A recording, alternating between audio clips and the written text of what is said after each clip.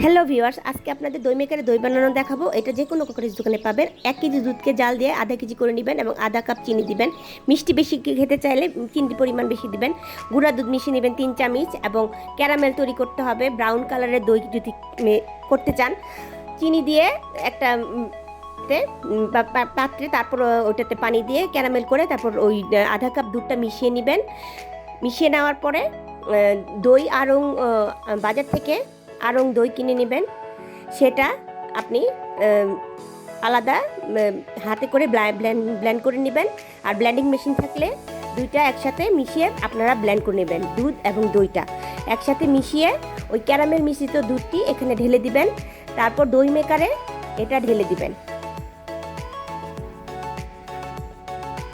ভালো করে ফাটিয়ে নেবেন যেন কোনো আস্ত না থাকে। তারপর দই মেকারে এটা বসিয়ে দইটি 6 থেকে 7 ঘন্টা ইলেকট্রিক মেকারে রাখতে হবে।